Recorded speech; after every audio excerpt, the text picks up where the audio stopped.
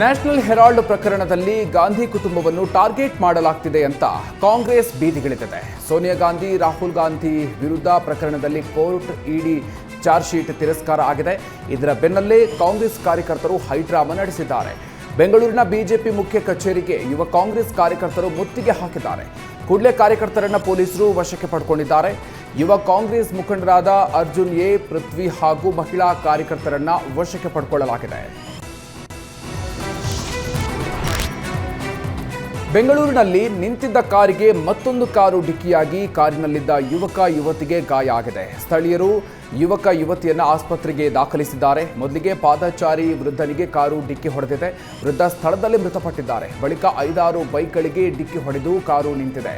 Sanjaynagar police ಠಾಣೆಯಲ್ಲಿ ಪ್ರಕರಣ ದಾಖಲಾಗಿದೆ.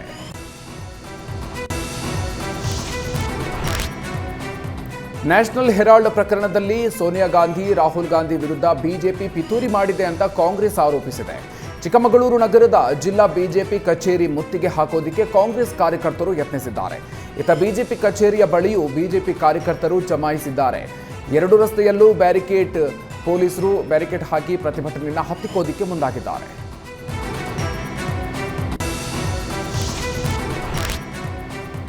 ಜಿಲ್ಲಾ ಬಿಜೆಪಿ ಕಚೇರಿಗೆ ಮುತ್ತಿಗೆ ಹಾಕೋದಕ್ಕೆ ಯತ್ನಿಸಿದ ಕಾಂಗ್ರೆಸ್ ಕಾರ್ಯಕರ್ತರನ್ನು ಪೊಲೀಸರು ವಶಕ್ಕೆ ಪಡ್ಕೊಂಡಿದ್ದಾರೆ. ಶಿವಮೊಗ್ಗದ ಬಿಜೆಪಿ ಜಿಲ್ಲಾ ಕಚೇರಿಗೆ ಮುತ್ತಿಗೆ ಹಾಕೋದಕ್ಕೆ ಯತ್ನಿಸಿದ್ದಾರೆ. ಕಾಂಗ್ರೆಸ್ ಜಿಲ್ಲಾಧ್ಯಕ್ಷ ಪ್ರಸನ್ನಕುಮಾರ್ ನೇತೃತ್ವದಲ್ಲಿ ಪ್ರತಿಭಟನೆ ನಡೆಯಿತು. 200ಕ್ಕೂ ಹೆಚ್ಚು ಕಾರ್ಯಕರ್ತರನ್ನ ಪೊಲೀಸರು ವಶಕ್ಕೆ ಪಡೆದಿದ್ದಾರೆ. ಬಿಜೆಪಿ ತೊಲಗಲಿ ಅಂತ ಘೋಷಣೆ ಹಾಕಿ ಆಕ್ರೋಶವನ್ನು ಹೊರಹಾಕಿದ್ದಾರೆ. ಮಾಜಿ ಸೂಡಾ ಅಧ್ಯಕ್ಷ ಇಸ್ಮಾಯಿಲ್ ಖಾನ್, ರಮೇಶ್, ಕೆಪಿಸಿಸಿ ಕಾರ್ಯದರ್ಶಿ ದೇವೇಂದ್ರಪ್ಪ ಸೇರಿದಂತೆ ಹಲವರನ್ನ ವಶಕ್ಕೆ ಪಡ್ಕೊಂಡಿದ್ದಾರೆ.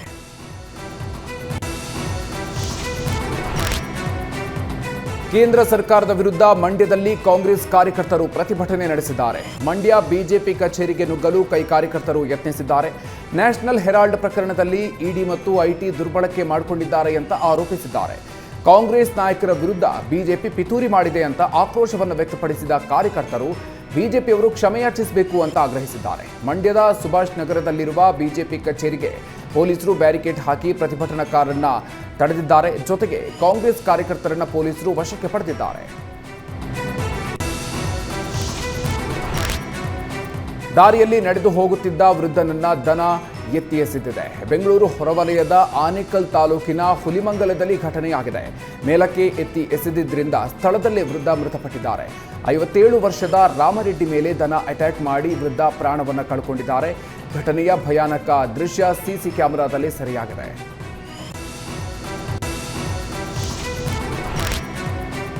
ಹಸುಗಳನ್ನು ಕೊಂದು ತಿನ್ನುತ್ತಿದ್ದ ಹುಲಿ ಕೊನೆಗೂ ಸೆರೆಯಾಗಿದೆ. ಗುಂಡ್ಲುಪೇಟೆ ತಾಲೂಕಿನ ಬೊಮ್ಮಲಾಪುರ ಗ್ರಾಮದಲ್ಲಿ ಹುಲಿ ಬೋನಿಗೆ ಬಿದ್ದಿದೆ. ಬೊಮ್ಮಲಾಪುರ ಒಡೆಯನಪುರ ಭಾಗದಲ್ಲಿ ಕೂಂಬಿಂಗ್ ನಡೆಸಲಾಯಿತು. ಪ್ರಶಾಂತ, ಕಂಜನ್ ಹಾಗೂ ಮಾಸ್ತಿ ಎಂಬ ಸಾಕಾನೆ ಕಾರ್ಯಾಚರಣೆಯಲ್ಲಿ ಭಾಗಿಯಾಗಿದೆ. ಅರಣ್ಯಾಧಿಕಾರಿಗಳು ಸೇರಿದಂತೆ 30ಕ್ಕೂ ಹೆಚ್ಚು ಸಿಬ್ಬಂದಿ ಹುಲಿ ಕಾರ್ಯಾಚರಣೆಯಲ್ಲಿ ಭಾಗಿಯಾಗಿದ್ರು. ಇನ್ನು ಪಾಳು ಬಿದ್ದ ಜಮೀನಿನಲ್ಲಿ ಬೀಡು ಬಿಟ್ಟಿದ್ದ ಹುಲಿಯನ್ನ ಕೊನೆಗೂ ಸೆರೆ ಹಿಡಿದಿದ್ದಾರೆ. ಇನ್ನು ಹುಲಿ ಬೋನಿಗೆ ಬೀಳುತ್ತಿದ್ದಂತೆ ಗ್ರಾಮಸ್ಥರು ನಿಟ್ಟುಸಿರು ಬಿಟ್ಟಿದ್ದಾರೆ. ಜಿಗಣಿ ಕೈಗಾರಿಕಾ ಪ್ರದೇಶದ ಜುಪಿಟರ್ ಟೆಕ್ನಾಲಜೀಸ್ ಕಾರ್ಖಾನೆಯಲ್ಲಿ ಅಗ್ನಿ ಅವಘಡ ಸಂಭವಿಸಿದೆ. 3 ಅಂತಸ್ತಿನ ಇಡೀ ಕಾರ್ಖಾನೆ ಬೆಂಕಿಗಾಹುತಿಯಾಗಿದೆ. ಕಂಪನಿಯಲ್ಲಿ ಮದ್ಯದ ಬಾಟಲಿ, ಸ್ಟಿಕ್ಕರ್, ಲೇಬಲ್ ಮತ್ತು ಹ್ಯಾಲೋಗ್ರಾಮ್ ತಯಾರಿಕೆ ಮಾಡಲಾಗ್ತಾ ಇತ್ತು. ಘಟನೆಯಲ್ಲಿ ಸದ್ಯ ಯಾವುದೇ ಸಾವು ನೋವು ಸಂಭವಿಸಿಲ್ಲ. ಎಲೆಕ್ಟ್ರಾನಿಕ್ ಸಿಟಿ, ಆನೇಕಲ್, ಜಯನಗರ ಸೇರಿದಂತೆ 8 ಅಗ್ನಿಶಾಮಕ ಠಾಣೆ ಸಿಬ್ಬಂದಿ ಕಾರ್ಯಾಚರಣೆ ನಡೆಸಿ ಅಗ್ನಿ ನಂದಿಸಿದ್ದಾರೆ. ಸ್ಥಳಕ್ಕೆ ಜಿಗಣಿ ಪೊಲೀಸರು ಭೇಟಿ ನೀಡಿ ಪರಿಶೀಲನೆ ಮಾಡಿದರು.